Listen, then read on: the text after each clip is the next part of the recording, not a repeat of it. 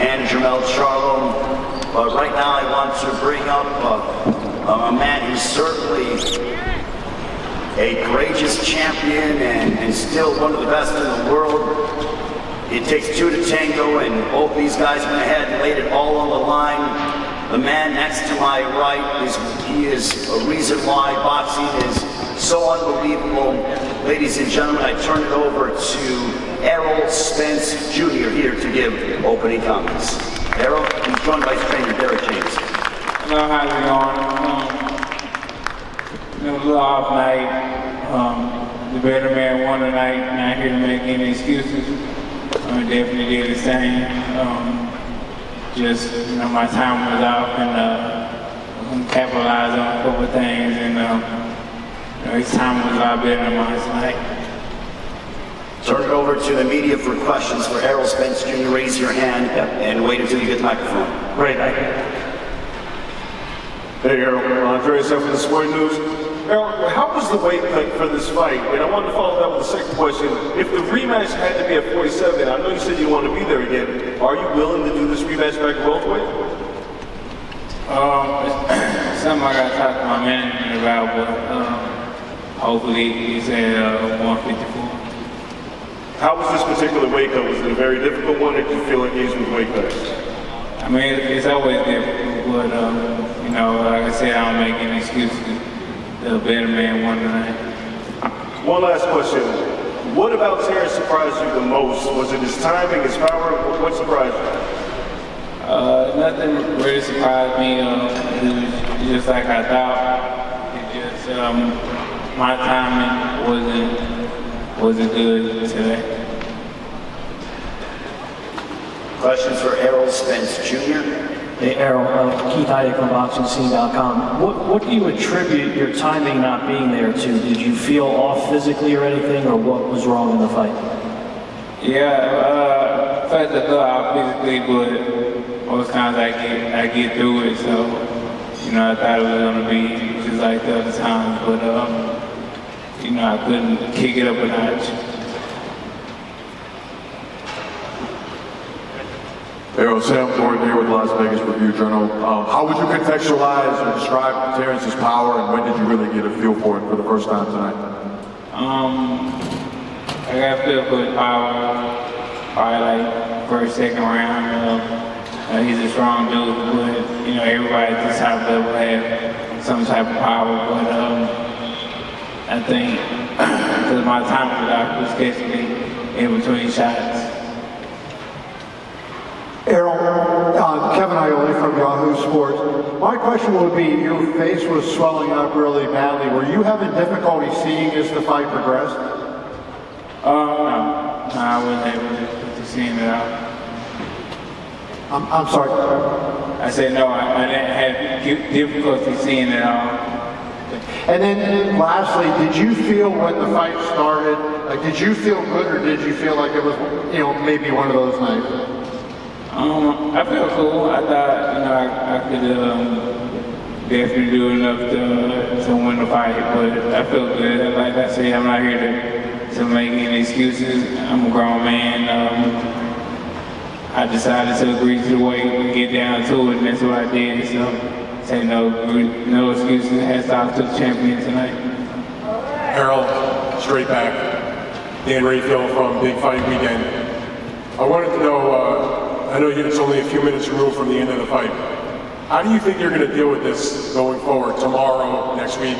Are you the kind of guy that's going to just bad night, shake it off, and all is good, or are you going to, stew over this for a while and it's going to hurt bad? Nah, I'm not going to stew over it at all. I did what I was supposed to do, regardless of the outcome, anything like that. Like I said, I was going to do something, and I promised everybody I was going to do it. So I did it as a man. I stood up on my word, so I'm definitely not going to soak over this.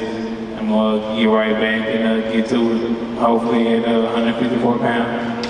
And Errol, even though, we know how big of a fight this was, everybody talked about the historical significance of this fight all through the build-up, all for the last several years as we waited for it to happen. I wonder if it's happened, you go on the losing side of this one. does it at least give you some solace to know that you gave the boxing public something that they had wanted for so long, even though obviously it didn't go your way?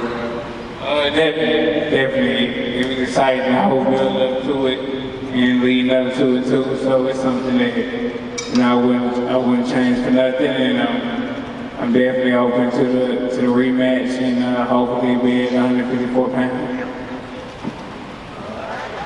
Hey, thanks a lot, guys. Morgan Campbell from the New York Times. This question is for Derek or for Errol.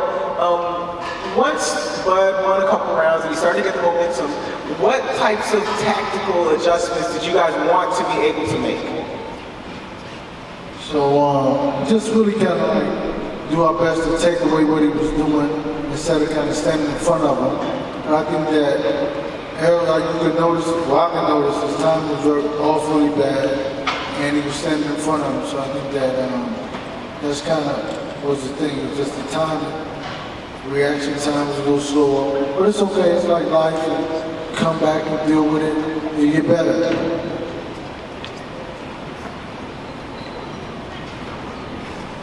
Hi, Dan Matthews from the Daily Mail. I just wondered what you saw in the performance tonight that gives you confidence that in a rematch at 154 pounds that the result would be any different.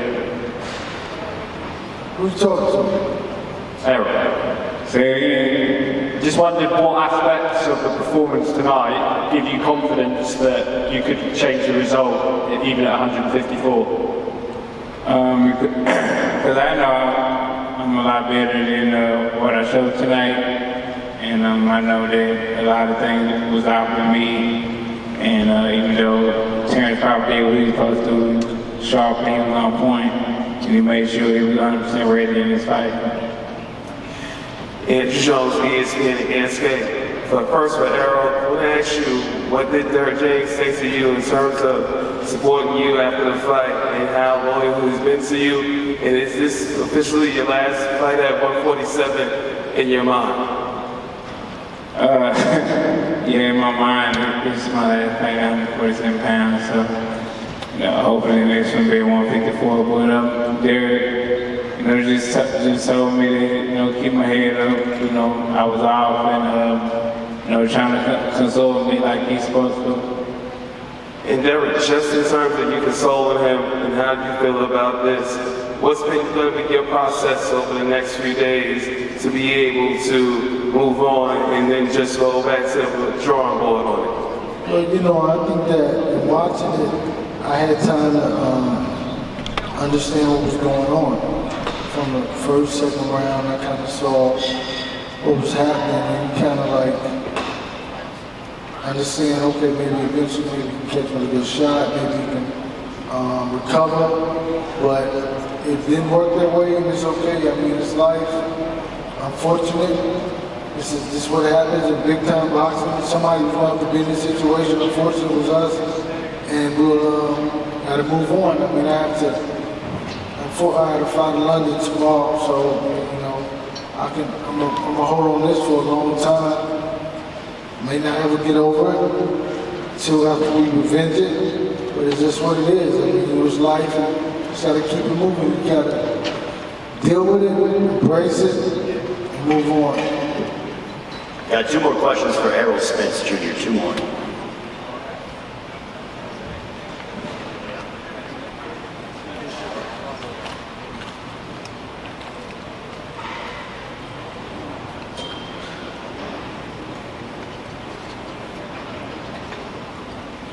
Marcus Hayes, Fight Hub TV. This question is for Derek James first. Coach Derek, I want to ask you, we haven't seen Errol take as much punishment as he did tonight. Was there ever a point where you thought about stepping in and stopping the bout? I just wanted to make sure he's okay, right? I saw him get able to big shots, but I think that, you can see, for me, I see his legs a little off, but I really wasn't, but then you think about it, the doctors right there with me were talking back and forth. And they're looking at it, and I'm looking at the doctors and we're talking. So it's like, not really, but you just never know.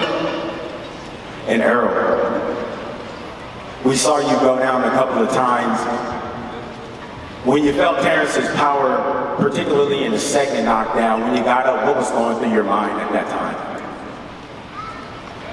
Shit, just fight back. I mean, what you mean was going through my mind at the time? It's a boxing match, so, you know, I was trying to block the shots he was throwing and come back with the shots. But, I mean, nothing really was going through my mind. It was just, you know, the same stuff. Last question.